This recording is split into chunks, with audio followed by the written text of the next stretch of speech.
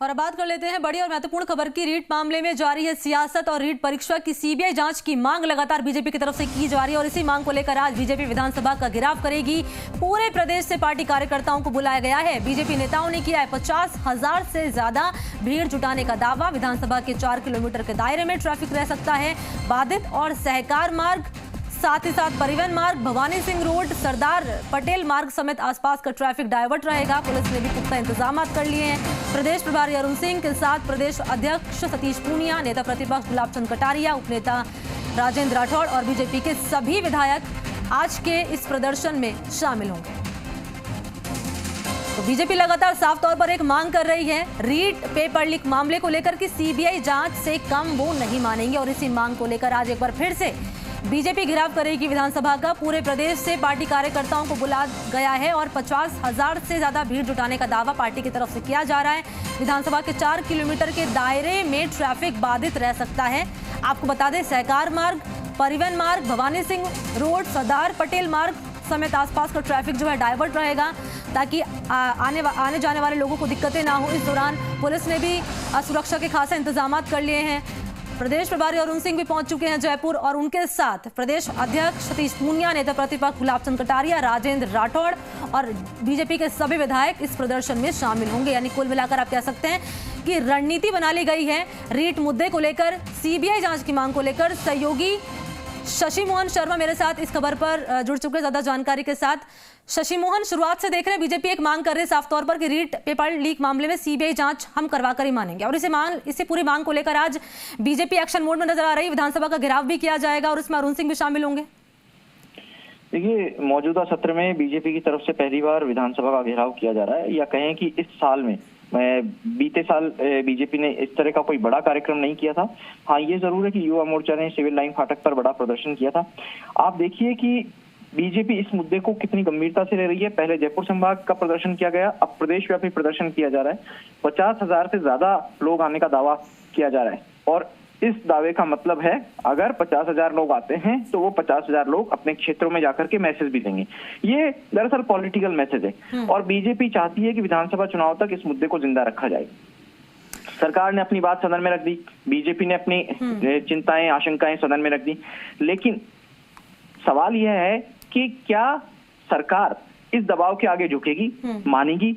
और अगर बीजेपी कहती है, ये सोचती है कि इस दबाव के दम पर लोगों तक मैसेज पहुंचाएंगे, सत्ता परिवर्तन कर देंगे, तो क्या सत्ता में आने पर बीजेपी 1.5 साल 2 साल बाद में सीबीआई जांच कराने की स्थिति में रहेगी?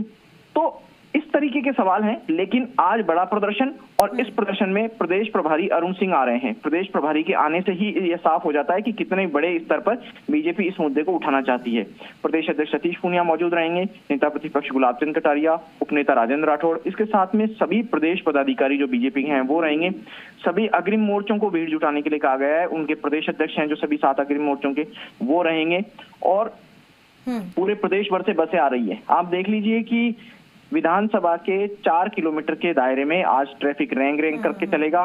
तकरीबन 1.5 किलोमीटर के दायरे की तो सड़कों पर ट्रैफिक डाइवर्ट की सूचना पुलिस की तरफ से आधिकारिक रूप से जारी की गई है। इसका मतलब अगर कोई भी आम नागरिक अपने काम से दफ्तर जाना चाहता है, कोई काम से निकलना चाहता है, तो वो 11 बजे से पहले अपना काम कर ले और शाम को अगर अपना काम करना चाहता है तो 4:30-5 बजे के बाद में काम करे, क्योंकि 12:15 बजे ये पैदल मार्च बीजेपी का रवाना होगा पार्टी कार्यालय से और विधानसभा की यहाँ से दूरी तकरीबन 1.25 किलोमीटर की है और उस दूरी पे पूरा पैदल मार्च रहेगा। विधानसभा के पास में ज्योतिनगर मोड़ है जहां पर बल्लियां लगाई गई हैं, रास्ता रोका गया है पुलिस की तरफ से।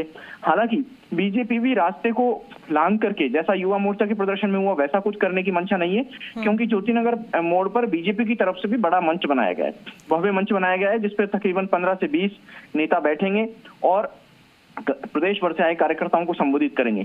रीट की जो परीक्षा है इसका मुद्दा तकरीबन 1.25 करोड़ लोगों से जुड़ा हुआ है। सीधे तौर पर अगर 26 लाख लोग हैं तो मानना है कि अगर 26 लाख परिवारों से जुड़ा हुआ मुद्दा है तो बीजेपी इस मुद्दे में बढ़त बनाने की कोशिश करना चाहती है और अभ्यर्थियों के मन में जिस तरह की आशंका आई, उस आशंका को बीजेपी एनकैश कराना चाहती है। हालांकि ये बात अलग है कि संगठन से ज्यादा किरोड़ीलाल मीणा इस पूरे मामले में सक्रिय दिखाई दिए।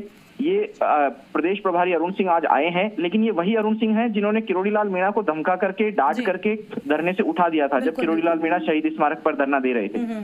और किरोड़ी के बाद में बीजेपी ने इस मुद्दे को हाथों हाथ लिया। हालांकि शुरुआत में बीजेपी एक्टिव थी, लेकिन बीजेपी को लगा कि इस मुद्दे में ज्यादा दम नहीं है। फिर जब परतें उभर करके सामने आने लगी, सरकार ने भी जब मान लिया कि हाँ 300 साढ़े 300 लोगों तक ये पर्चा पहुंचा है, और उसके बाद में जब मुख्यमंत्री ने परीक्षा स्थगित करने की घोषणा की और ये कहा कि बीजेपी के लोगों की हरकतों से परेशान होकर के सरकार ये कर रही है जिससे कि युवाओं का भविष्य खराब ना हो। सुना था अभी कुछ देर पहले हमने बाइट सुनी थी, अरुण सिंह की साफ तौर पर कह रहे थे कि सीबीआई जांच की मांग से कई बड़ी मछलियां वो शिकंजे में आ सकते हैं और कई बड़े खुलासे हो सकते हैं। और सबसे महत्वपूर्ण बात शशि मोहन ये रहेगी यहाँ पर देखने वाली कि हम शुरुआत से देख रहे हैं बीजेपी एक मांग करती नजर आ रही है कि रीट को लेकर सीबीआई की जांच जो है वो कराना चाहती है, और अब अरुण सिंह का इसमें शामिल होना साफ तौर पर यहाँ पर कहीं ना कहीं ये दर्शाता है कि बीजेपी अब आने वाले विधानसभा चुनाव को लेकर पूरी तरीके से रणनीति तैयार कर चुकी है। शशि मोहन आप बने रहिएगा मेरे साथ।